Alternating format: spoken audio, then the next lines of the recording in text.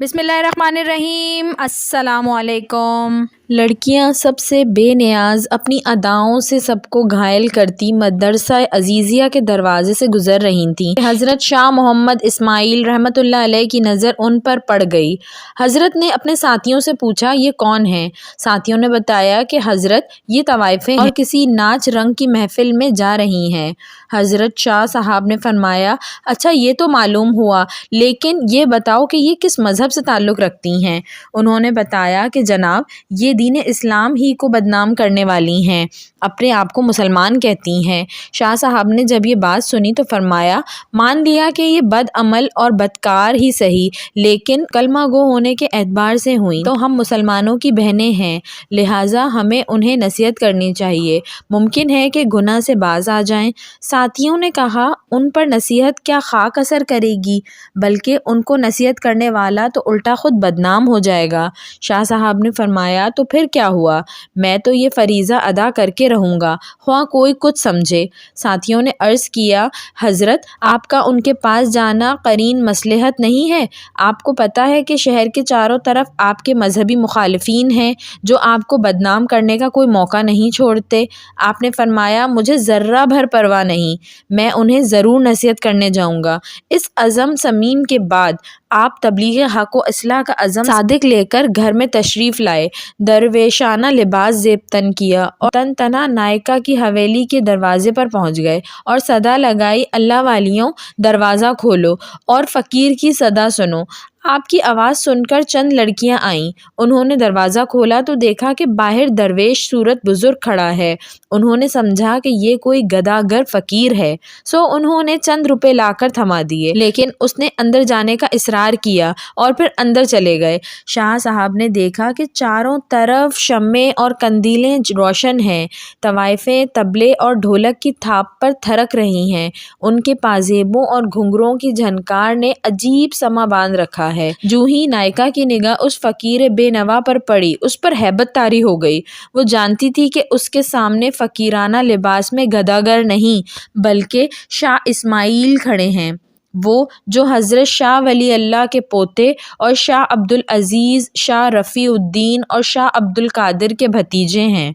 नायका तेज़ी से अपनी नशिस्त से उठी और एहतराम के साथ उनके सामने जा खड़ी हुई। बड़े अदब से अर्ज़ किया, हज़रत आपने हम सियाकारों के पास आने की जहमत क्यों की?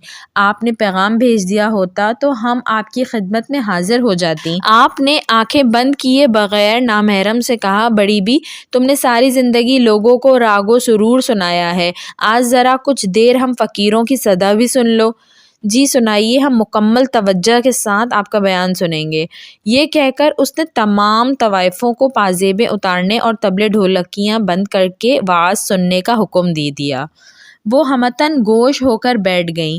शाह इस्माइल रहमतुल्लाह अलैह ने हमाइल शरीफ निकाल कर सूरह 3 तिलावत फरमाई। आपकी तिलावत इस कदर वजद आफरीन और पुरसोज थी कि तवाइफें बेखुद हो गईं। उसके बाद आपने आयात मुबारका का दिल नशी रवां तर्जुमा करके बयान शुरू कर दिया। उनका ये खिताब ज़बान का कानों से खिताब न था, बल्कि ये दिल का दिलों से और रूह का रूहों से खिताब था। ये खिताब दरअसल इस इल्हाम ज़बानी का करिश्मा था जो शाह साहब जैसे मुखलिस दर्दमंदों और उम्मत मुस्लिमा के हकीकी खैर ख्वाहों के दिलों पर उतरता है।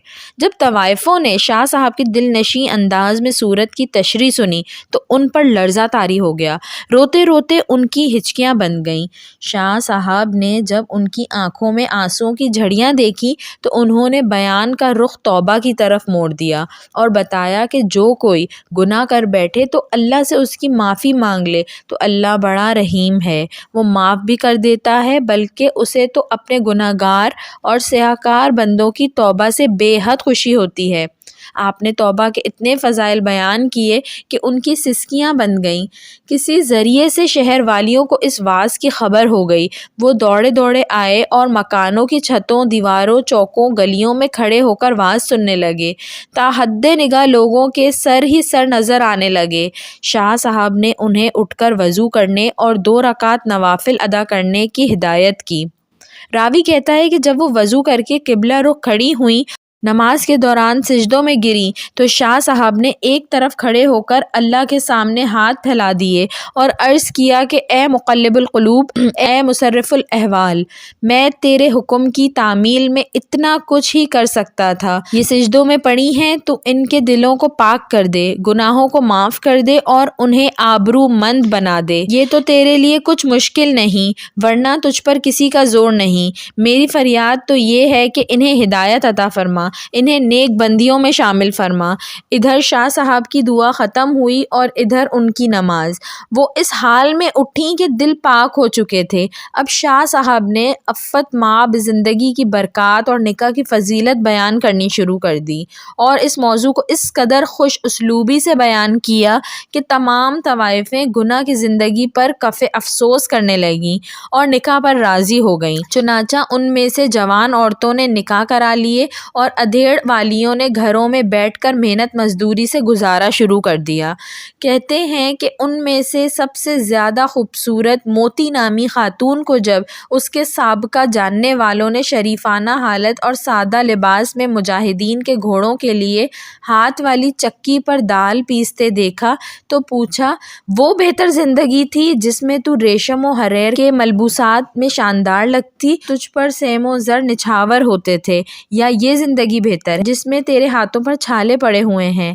کہنے لگی، اللہ کی قسم، مجھے گناہ کی زندگی میں کبھی اتنا لطف نہ آیا جتنا چکی پر دال ڈالتے وقت ہاتھوں میں ابھرنے والے چھالوں میں کانٹے چبو کر پانی نکالنے سے آتا ہے۔